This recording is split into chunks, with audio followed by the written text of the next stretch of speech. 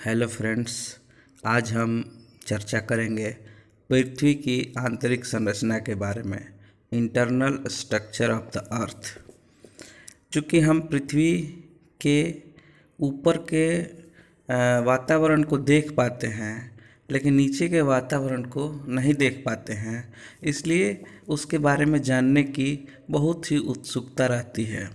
हालांकि पृथ्वी की आंतरिक संरचना भूगोल का विषय क्षेत्र उतना नहीं है जितना भूगर्भ शास्त्र का है, लेकिन परंतु फिर भी बाह्य स्थलाकृतियाँ इसके आंतरिक संरचना से घनिष्ठ संबंध रखती है। इसलिए हम इसकी आंतरिक संरचना जानने के लिए विभिन्न प्रकार के स्रोतों पर निर्भर करते हैं। जानकारी के विभिन्न स्रोतों में कुछ प्राकृतिक साधन हैं और कुछ अप्राकृतिक साधन हैं। अप्राकृतिक साधन में घनत्व, दबाव, तापक्रम, जबकि प्राकृतिक साधन में ज्वालामुखी क्रिया, भूकंप, तरंगों का अध्ययन है। एक और स्रोत है पृथ्वी के उत्पत्ति से संबंधित साक्ष्य, इसमें उल्का पिंडों वगैरह का अध्ययन किया जाता है। अब हम देखेंगे घनत्व, यह कैसे पृथ्वी की आंतरिक संरचना जानने में मदद करता है। तो हम देखते हैं कि पृथ्वी की औसत घनत्व 5.5 है, जबकि क्रस्ट का 3 है और कोर का 13.6 है। तो इतना अंतर होने का मतलब है कि पृथ्वी के अंदर क्रस्ट से कोर तक विभिन्न प्रकार के घनत्व पाए जाते हैं। इसी प्रकार हम देखेंगे दबाव, कोर का अधिक दबाव, जैसे जैसे हम पृथ्वी के अंदर जाते हैं ऊपर की चट्टानों के अत्यधिक दबाव के कारण घनत्व लगातार बढ़ता जाता है। अब हम देखेंगे तापक्रम। सामान्य रूप से 32 मीटर की गहराई पर 1 डिग्री तापमान में 1 डिग्री सेल्सियस तापमान में वृद्धि हो जाती है, परंतु यह कोर तक एक समान नहीं है। जैसे 100 किलोमीटर की गहराई तक 12 डिग्री कम होता है प्रत्येक किलोमीटर पर, उसके नीचे 300 किलोमीटर की गहराई तक 2 डिग्री प्रति किलोमीटर ही बढ़ता है, और इसी प्रकार कोर की गहराई तक 1 डिग्री तापमान प्रति किलोमीटर बढ़ता है। हालांकि यह कई परतों और कई भागों में थोड़ा बहुत परिवर्तित होते रहता है।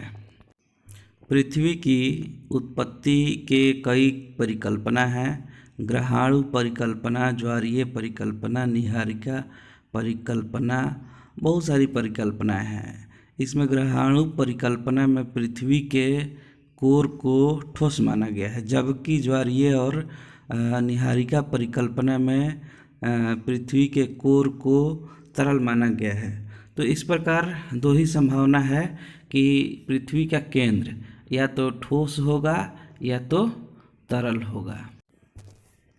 ज्वालामुखी के उद्गार से यह स्पष्ट होता है कि पृथ्वी के अंदर कहीं न कहीं तरल पदार्थ है जो कि मैग्मा के रूप में बाहर आता है, लेकिन ज्वालामुखी के उद्गार के द्वारा भी हमें पृथ्वी की आंतरिक संरचना की संपूर्ण जानकारी या कोई निश्चित जानकारी नहीं मिल पाती है। इसलिए जो सबसे महत्वपूर्ण स्रोत है भूकंप की तरंग, अब हम उसकी चर्चा करेंगे। वही पृथ्वी के आंतरिक संरचना की वैज्ञानिक जानकारी दे पाता है। तो अब हम देखेंगे भूकंप की तरंगों के बारे में। भूकंप की तरंगों को सिस्मोग्राफ के द्वारा नापा जाता है या सिस्मोग्राफ पर उसकी लहरें अंकित होती हैं। भूकंप जब आती हैं तो विभिन्न गुण धर्म की कई तरंगें उत्पन्न होती हैं, जिन्हें हम क्रमशः एल, एस और पी, या फिर यूँ कहें पी, एस और एल तरंगों के रूप में विभाजित करते हैं। एल तरंगें जो सिर्फ धरातल पर ही कंपन उत्पन्न करती हैं, लॉन्गिट्यूडनल वेव्स, या इसको हम लोग धरातलीय तरंगे कहते हैं। पी तरंगे यह पृथ्वी के ठोस, द्रव और गैस तीनों माध्यम में गमन कर लेती हैं। इस तरंगें सिर्फ और सिर्फ ठोस भागों में गमन करती हैं। तो देखा जाए, ऊपर के चित्र से स्पष्ट होता है कि पी तरंगें पृथ्वी के ठोस भागों में तो जाती ही है, पृथ्वी के कोर में भी यह थोड़ी सी अपनी मार्ग परिवर्तित करती हुई गमन करती हैं।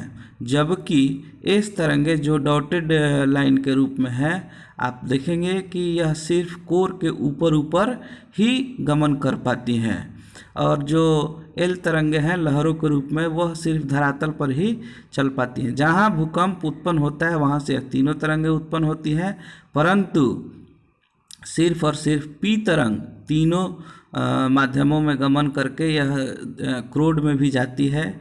इस तरंगें सिर्फ ठोस भागों में गमन करती हैं। तो इन तरंगों से यह स्पष्ट होता है कि पृथ्वी में ठोस भाग भी है और तरल भाग भी है।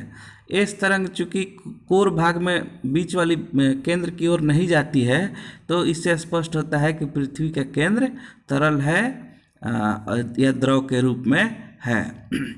अब देखिए, जहाँ एस तरंगे और पी तरंगे दोनों भी नहीं पहुँच पाती हैं, आप देखेंगे ऊपर के चित्र में दोनों तरफ एक छाया क्षेत्र है। इन भागों में किसी भी प्रकार के भूकंपीय तरंग नहीं पहुँच पाती हैं। तो इस प्रकार भूकंप की तरंगों से पृथ्वी की आंतरिक संरचना बहुत ज़्यादा ही स्पष्ट होती है। अन्य स्रोतों से इतना ज़्यादा स्पष्ट जानकारी हमको नहीं मिल पाती है। तो इस प्रकार हम आगे देखेंगे पृथ्वी की आंतरिक संरचना में मुख्यतः 3 परत पाई जाती है।